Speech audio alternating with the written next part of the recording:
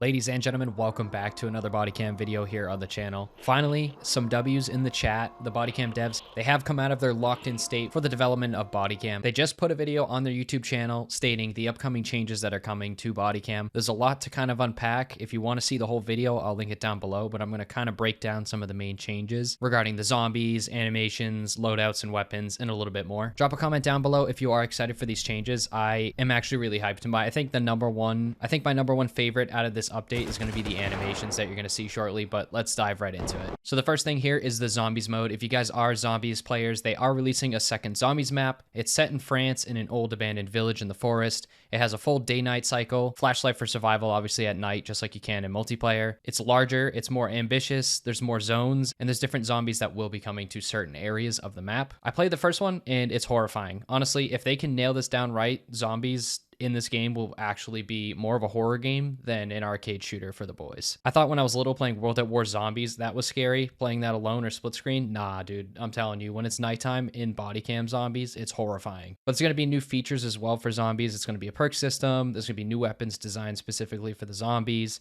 weapon customizations, redesigned special waves, special zombie types with unique abilities, and a rebuilt spawn system. I love that they're also still investing in zombies. I think it's good to have alongside a multiplayer. They're kind of like polar opposites in a sense. You go from FPS scoreboard to zombies. Like it's kind of the unmatched duo. But also, before we go into the rest of the changes, I do want to say I've been seeing a lot of comments around the community just in general about, you know, the overall consistency of updates and how sometimes they're staggered in between like the 1.4 to 1.4.1 or 1.3. There is a lot of time in between them, and I kind of wanted to just speak on this a little bit. The game is still technically in early access. I know you can buy the game for whatever price it is at the making of this video, but you still have to remember that it is early access.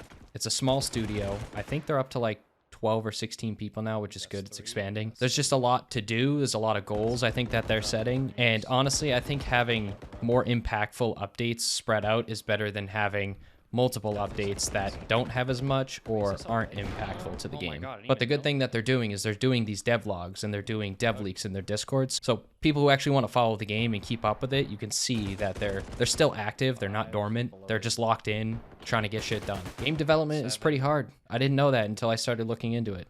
It is hard. I thought like network engineering was hard. No.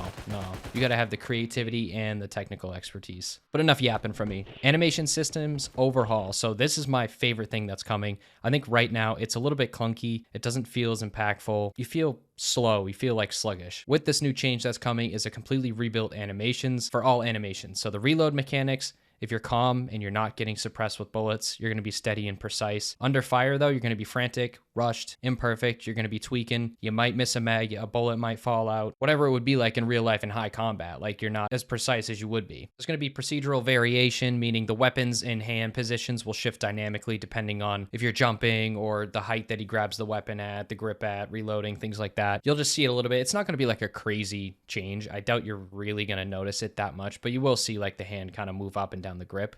Shotguns and shell reload. For every shell, it's animated differently. Mistakes increase under stress, obviously. You could miss the actual chamber and drop the shell. There's inspect animations, so you can admire your weapons in full details, skins, and attachments, which we'll get to later on the skins. I did notice that there is an inspect button in the game, but it doesn't work, so that's why. I think at some point it was kind of shadow taken out. I'm not sure if that's correct. Correct me if I'm wrong down below in the comments, but I'm pretty sure it doesn't work. I was like mashing it, and I wanted to see my gun for a thumbnail, and I just couldn't see it. There's going to be magazine checks, which I think is a cool feature from most games. Like you'll have unique animations depending on ammo status, whether it's full or empty. The infinite ammo has been removed from multiplayer, so every bullet really counts. I forget what game it is, but a few games have it where the game I was thinking of was either Tarkov or Insurgency Sandstorm, where if you actually have bullets in the mag, like say you have 10 out of a 30 round mag and you reload, you lose those 10 bullets or whatever. You have to like actually conserve your ammo and be kind of wary of how much you're using. Every bullet really does count. There's going to be micro immersion details, so hands will shake under stress. Character regrips weapons after an intense action or gunfire. Characters flinch at nearby explosions. The body cam adjusts after impacts and movements. There's going to be new weapon animations that are in progress, so grenades being thrown short or long ranges.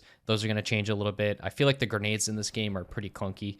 And they always, I threw one at the fountain in Rome and it bounced back and killed me. And I was like, I definitely made that throw over the fountain, but it didn't seem to work. There's going to be knife animations, so precise tactical use. That'll be cool. I think the knives will be an extra additive, especially when you run out of ammo in this game, just like a 1v1 and you're all out of bullets and you're just hunting each other down on the map. Now, I think this was kind of a runner-up for my favorite change, and it may or may not be, but the loadouts and weapon customizations, I think it's going to go 2 for me. So there's going to be a whole new loadout system, which will include 3 custom classes per player. This includes primary weapon, secondary weapon, tactical grenade, knife, and future gadgets. Hinting on the future gadgets, there's going to be drones that will have different variations to them. So like an audio, a magnetic field, an explosive, I don't know, whatever they put on them. Pretty sick, but also may or may not be abused. So the weapon customization is going to be really deep and concise. So there's going to be thousands, if not millions, of different options you can do with some of these. All right, future me, editing past me. I was looking at the attachments here and I realized that the sight attachment has 93 different types of sights. Suppressors is like 72. I didn't realize how many they're going to put in, but it seems like there's a crazy amount of attachment customization. So you can swap barrels, stocks, magazines, grips, and other attachments, kind of like what more modern games have, but a little bit better. You can change calibers between your 9mm and 45 ACP for pistols. It'll alter your recoil, stopping power, and penetration. Like shotguns will be able to actually, destroy barriers depending on the bullet round. You can personalize options for skins, stickers, and charms. You can put those on your guns. And honestly, low-key, one of the smaller features that I think is going to be one of the best quality of life changes is the in-game tablet access. So there's really no menu when you're managing, swapping, or tweaking your loadout directly in the Bodycam view. You'll just be able to pull up this gadget, pull up your iPad, maybe play a little Clash Royale, swap a stock, swap an attachment, and then swap back down. It's kind of like what Battlefield 2042 did, but actually in a tablet. Not you have to choose up and choose down and left and right. I think they did it pretty cool, where it's actually on a tablet. There's going to be some general improvements as well. So gameplay refinements for smoother, more immersive mechanics, some visual polishing across environments and systems, and they're aiming to make Bodycam smoother and more immersive, much more intense, which it already kind of did that, but I can see polishing it out and kind of spending a little bit more time on the core mechanic. But it's good to hear from the devs that they are still working on it. I know it's been a while, probably a couple months, maybe 2 months since their last major update. And I think that with these devlogs and these actual dev leaks in their Discord chat, I'll link that down below if you want to join. It helps keep us in the loop. Again, they're a small studio, so you can't expect like Fortnite level updates to come out every week or every other week. The changes that they're making are going to actually be impactful. I hope the performance gets fixed. That's the number one thing I see down in my comments, is that performance on specific cards and specific builds. I think a lot of people actually play on laptops. I didn't know that. I thought most people had desktops, but there's a lot of laptop gamers out there. So props to you guys. I have laptop game before, but apparently it doesn't run as well, depending on, even if you have a 4080, 4090, 5080, it still really hovers around the 120 to 150.